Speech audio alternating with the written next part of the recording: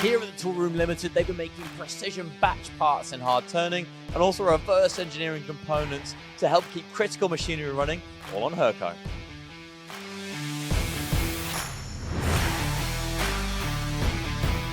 So Ray, look at the machines you've got here on the shop floor. It's a really nicely laid out shop floor. Where are we and what do you guys do? We're the Tool Room Ltd. We've been on the go now for 4 years, coming up 4 years. Precision machine shop in Hartlepool, northeast of England. And what kind of parts do you make? There's quite a range I've seen around. We make everything and all sorts of materials, whether it's non-ferrous, ferrous materials, in all different types of plastics. Jigs, fixtures, small tools, press tools, repairs, modifications. Basically anything that comes through the door, you'll say, we'll have a go. There's always somebody walking through the door with a repair. We're fortunate, some of the customers we've got are really big blue chip companies, but they do require us to turn things around very, very quickly. Yeah, and because they want really quick lead times, I guess, you've got quite a lot of capacity. What capacity have you got here? Yeah, I think I was a mature businessman when I first set this up. I was 51, and I'd had experience of running a business for over 25 years. So I was in a position where we could self-fund from the start. And how I always tried to navigate the rocky waters of there just being a few of us, I always wanted an abundance of machines. We've always tried to have one more machine than what we need on the Hurco side. So as we got to that 100% capacity limit, we bought the next machine. And it's great because we can have 2 machines running at the same time. We do a lot of batch work, so we need that ability to be able to turn a repair around quickly. Yeah, I've seen a lot of green lights for the 2 lathes here and then the 4 mills that you've got around. Yeah. This business was started around 4 years ago, right? Yeah. How did Hurco and working with Hurco, how did that support you through that, starting this as a new business? Well, Hurco was known to us. We didn't have to do a lot of research on that. They were known to us. We know a lot of the people in this area are aware of Hurco. The local college, Hartlepool College of Further Education, has a Hurco mill and a lathe. They're training young people right this minute with these type of machines. I think they look great. That's an important one for me. They're freely available. You can get one from stock generally in a week or two. The lads know how to use them. And I would say from a price point of view, they're affordable to a new business. You know, you can afford to actually ask how much is one of those. Yeah. And why would you go for, you bought these all from new. Yeah. Why did you pick to go for brand new machines from the start? Many, many years ago, a man who I respected very, very well, and he was not around anymore now.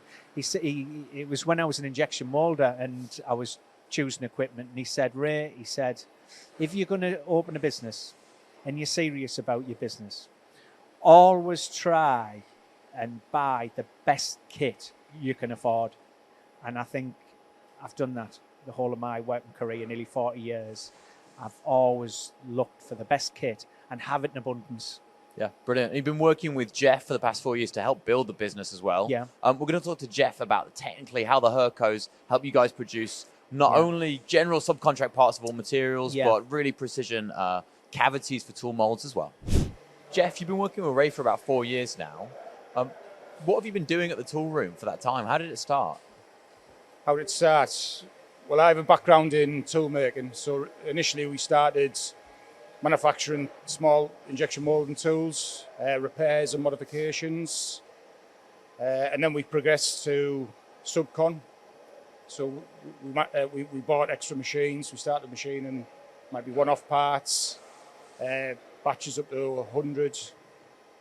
Materials range from plastics to exotics to hardened steels. Yeah, and you're making a lot of different parts every single day out of really difficult to cut materials, maybe easier to cut materials as well. Absolutely. Ray was saying that Hurco machines make it easy to find people, the stock's really available, but obviously the Hurcos need to make really good components every day as well. How do they help you produce good components?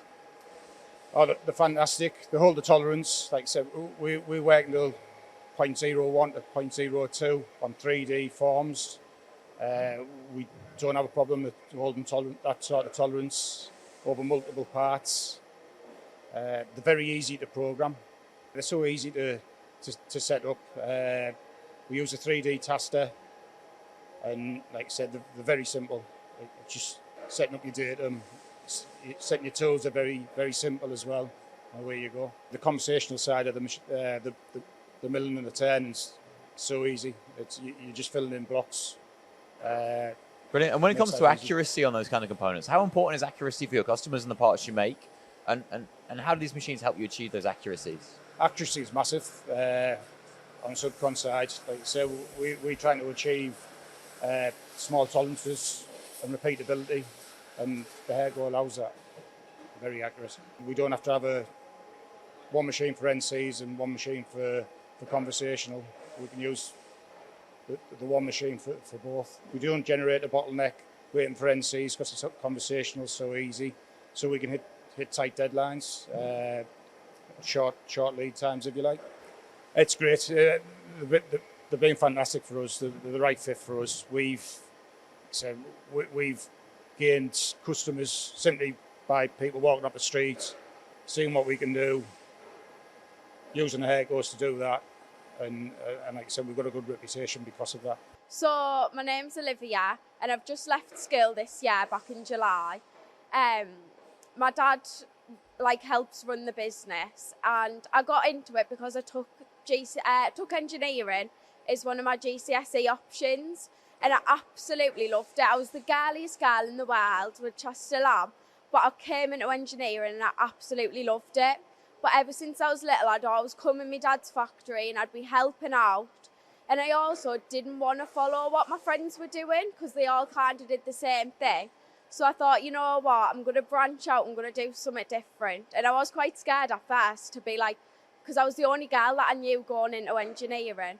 But I've came in, I've absolutely loved it. So now we're doing modifications on locks, but day to day, I just do a bit of everything. I do a bit of modelling, I come in, I do a bit of setting the datums while I get used to it, clocking in the vice. I do a bit of all sorts really, just to get me started. I just think once you're getting all the basics, it's easy, the rest of the stuff that you can do on them.